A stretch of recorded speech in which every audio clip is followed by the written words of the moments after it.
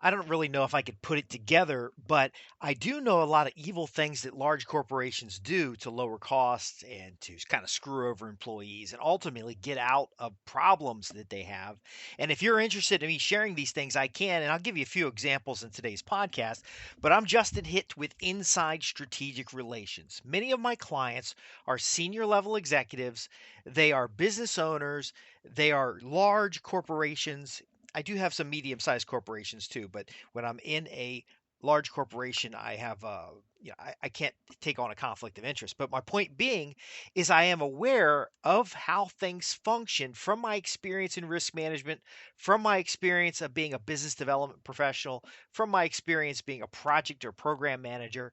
I do know how companies very often screw their employees, and that's one of the reasons I put together Inside Strategic Relations. Not to tell you how to screw your employees, but so that you're aware when an opportunity comes up that what your chances are, what the opportunity is, where there are areas in an organization where you can advance yourself. Now, I push towards the ethical requirement of my clients and my customers. So just because I know how to screw people over doesn't mean we screw people over. The majority of my clients want to be in a situation where we take care of the employee, where we take care of the resources such as vendors. But again, let me give you an example. There's a lot of talk today about how the United States, and this is 2023, and this is July, about how the United States has been predicting a recession for many years and how we're a lot in debt, but there's record hiring. Now, the first thing you have to say is this accurate information? But we'll leave that aside. We'll assume that the forecast is the economy is bad, yet there's record hiring and there's also record layoffs. So something else might be happening. So one of those weird things that some companies do to screw over their employees. And now again, I've also got experience with working with venture capitalists, institutional investors, and so we know that sometimes you're going to think about when you're forecasting headcount if during an economic times where it's booming and employees really get to name their salary, can we afford to hire too few people so that as the economy fails, because it's cyclical, that we can hire people at a lower cost? So we're actually looking at the payroll differences between hiring now versus hiring later.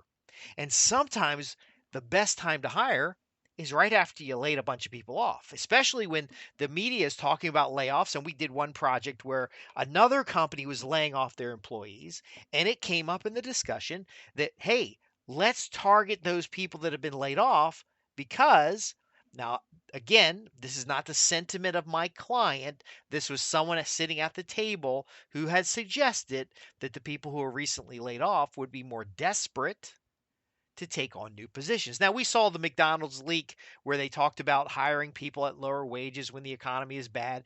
You've seen it in the news. It may not be top of mind, but yes, there are strategies that corporations have for letting go a whole bunch of people or talking about outsourcing or doing something so that the employee doesn't feel confident about their position and then therefore are willing to take less money.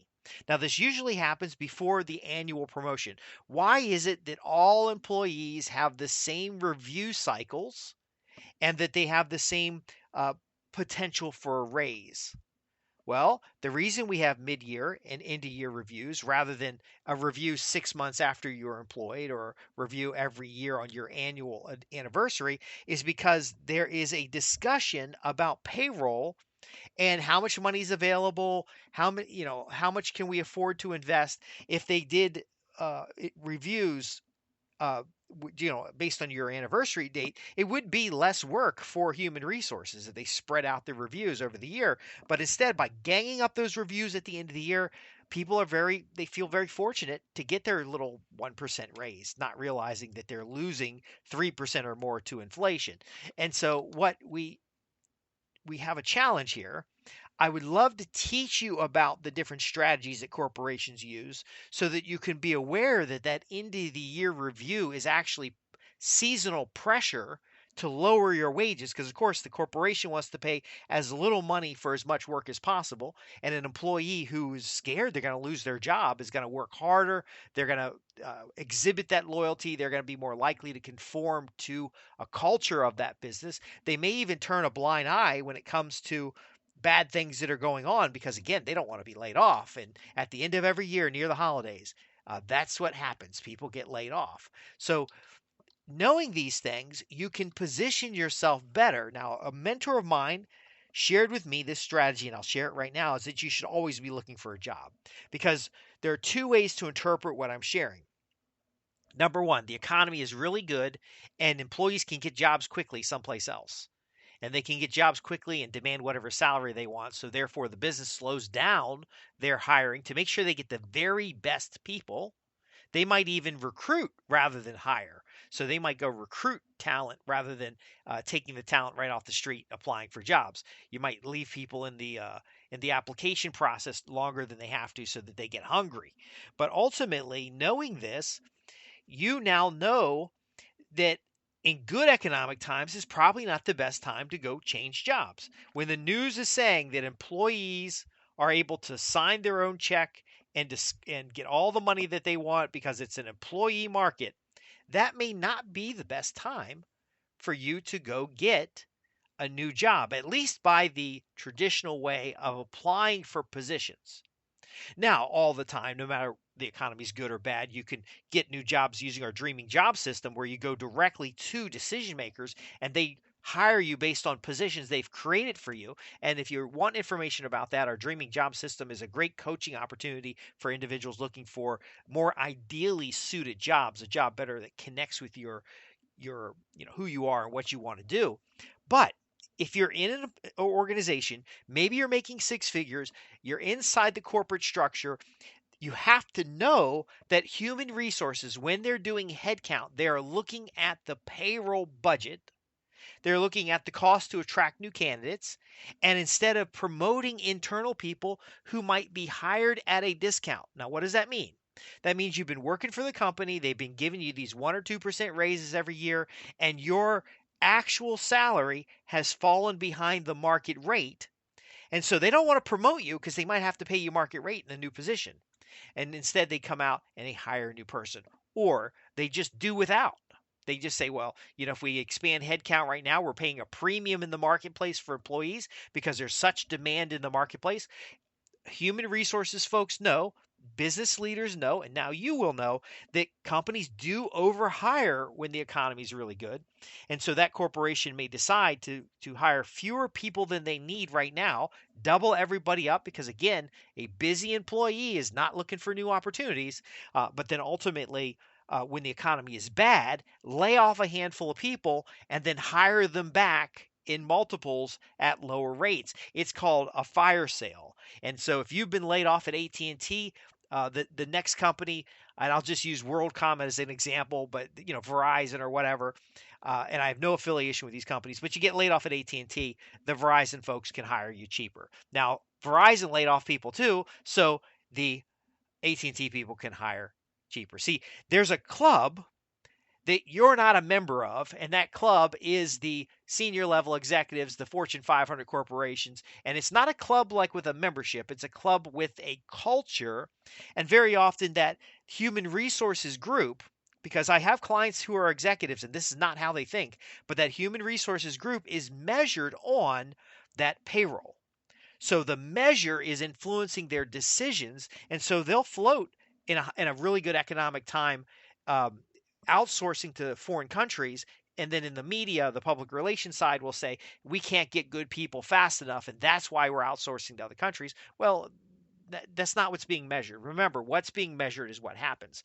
And so I do know a lot about these different strategies. And so when I see in the news that we're sailing into uncharted waters and that people are trying to figure things out and we have this recession that's supposed to be coming, I believe the recession is already here because of the numbers, not because of what people are saying. I don't really care what people are saying. I want numbers. I'm a numbers person.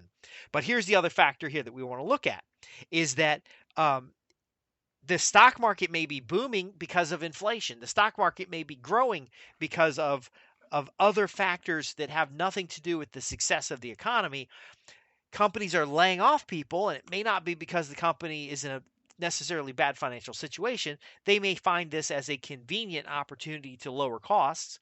And then, of course, they can always hire back people. I think as Lee Iacocca said, he can fire everybody in the company. And then if he finds out he needs them, he can always hire them back, right? Because somebody without a job is easier to hire than somebody who has a job. So if you're really enjoying your position, you have to understand it's not stable.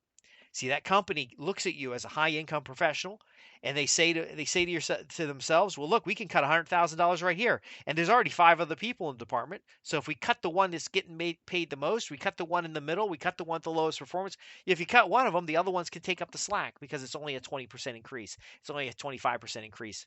Now, again, that's collective. So if you're one of the ones that are quote left behind because you haven't been paying attention, because you haven't thought of yourself as an entrepreneur and developed different income streams and developed different opportunities, and you haven't worked on your persuasive skills so that you can have influence in the marketplace, if you haven't positioned yourself as an expert, if you don't understand the dreaming job system where you go out and market yourself as a valuable player, a VIP in the marketplace, then yeah, you're going to be sitting there, and then one day you're going to find out you're laid off, and then you're going to say, "Holy crap, Justin was right. Laid off, I'm willing to take anything." And so you'll go right back to the same job with the same skill set, and you'll be grateful to earn pennies on the dollar. Again, many of my clients have not done these things maliciously, but as a risk management professional, we have to consider the human resources risk of laying off people, the human resources risks of adding too many people, the human resources risk, which is impacted and measured on payroll and productivity of different decisions. And there is a concept that in really good economic times, that you don't hire too many people, because when the economy turns, which it's cyclical, it goes up and down. When the economy turns, then you got to lay those people off, and now you have a reputational risk. You may have other factors, but ultimately the key to understand is that there are a lot of different things that if you knew as a professional, whether you work for a large company, whether you're an independent investor, whether you're an entrepreneur running your own business, that if you knew these things, you would be able to build better business relationships that are more profitable. So if you're interested in more about what I've shared, there are strategies I cannot share in the public. Number one reason I can't share a lot of these strategies in the public is because it can be construed as being relevant to one of my previous employers. So I've worked with, as an employee, I've worked with Fortune 100 companies. As a consultant, I've worked with Fortune 100 companies and a lot of mid-sized companies. And again, I have a client list of who I've worked for in the past, and I don't want to construe some of these sneaky tactics as being done by people I've interacted with. Now, I'm not saying they didn't come up at the table or somebody had the idea. The majority of my clients focus on an ethical application of these activities. Now, some of my clients have got 250,000 employees, so not everybody's going to focus on the ethics. But I've worked on executive teams. I've worked in the financial the enterprise finance. I've worked in enterprise administration. I've worked in areas where we've had to make these decisions. And so if you're interested in some of these strategies, because these strategies are going to give you a heads up in changes in a marketplace, they're going to help you make better decisions as an employee, better decisions as a business owner. They're going to help you level up in a business quickly. Like, for example, a lot of folks get trapped in these lateral moves. So they see the opportunity to move to a different title or different position, and they don't realize that human resources is going to shift them over there, and they're not going to get a promotion. They're not going to get a better bonus. And so you have to be able to know these things exist so that when the economy is really good, you might go off to another corporation that is hiring, knowing that they might overhire in a good economy. And so you'll continue to look for new positions, because when the economy goes bad, you want to be first out the door to the next opportunity. And whether it's a contract or whether it's something else, you want to make sure that you're able to be flexible, to be able to move, to have the right reserve funds, to be able to master your own, as Brian Tracy used to call it, you incorporate it, to be a free agent in the marketplace, have the credibility, have a system for finding new opportunities, might even have consulting opportunities on the side, or speaking fees, or royalties from books or other materials, so that when something changes in a market and suddenly, like US Bank drops half their employees, or we have an issue like we have right now where there's massive groups being laid off, yet there's record hiring, you'll either know that the measures are wrong, because they might be politically motivated, but you'll also know how to approach those situations, so you'll be ahead of the game for your family. You'll be ahead of those other potential employers, because as you may have seen, if you're looking for a job right now, there are hundreds of applications for jobs that are six figures. About half those people aren't qualified, but ultimately, um, I want you to be the person of choice when somebody's ready to hire those things that you do.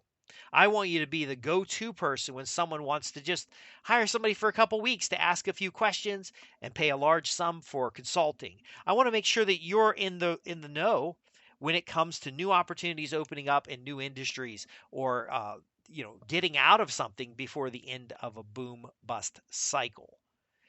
These are things that we can cover in the private membership area on Inside Strategic Relations. Again, there's another reason I can't share a lot of these ideas and concepts in the general public is because the general public doesn't understand them. And God forbid somebody run across the podcast and think that we're manipulating society, which actually, according to the leaks with another organization, there are manipulation things going on. So again, we talk about social influence, we talk about social engineering, we talk about improving your critical thinking skills, improving your ability to make decisions, and some of that content kind of freaks people out. But if you're the type of person who wants to be more strategic in the marketplace, who wants to be the go to leader in their field, who wants to have the level of credibility that makes it a easy decision to hire you, then you're in the right place. But move over to the website at www.insidestrategicrelations.com. Join us as a newsletter subscriber, join us as a coaching client so that we can talk specifically to your situation and then some of the nuances. That's just one example of laying off of companies or industries laying off people to hire them back collectively.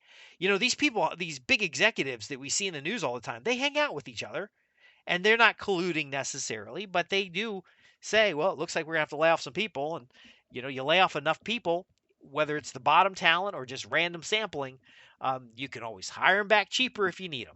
And that's just one of many strategies that we talk about in the concept of what's called strategic relationships. And so, how do you position yourself so that you insulate at least your situation from this?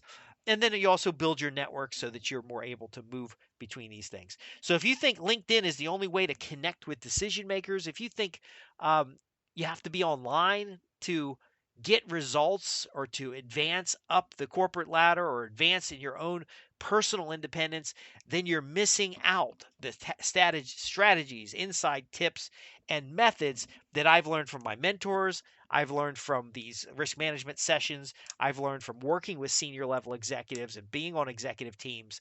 And you can get more information about that at www.insidestrategicrelations.com. Go to the contact page and ask your questions. It doesn't cost you anything to ask questions other than the ignorance of not having the answer. So do ask the questions. And then finally, there is a coaching program there for those who are qualified to come in and work specifically on your situation and apply some of these insights so that you get leverage in the marketplace. So you're the go-to person when someone wants to hire, so that you have strategic influence through business relationships that are profitable. I'm Justin Hitt with Inside Strategic Relations. You can reach me at www.insidestrategicrelations.com. Go to the contact page and ask your questions. Go to the newsletter and join the free email newsletter. Lots of insights there. And if you are serious about leveling up in your career, taking your business to the next level, or otherwise building business relationships that are profitable, then inquire about our coaching programs. I'll see you on the next podcast. This has been the Inside Strategic Relations podcast, where we help high net worth individuals, high income professionals, entrepreneurs transform business relationships into profits guaranteed.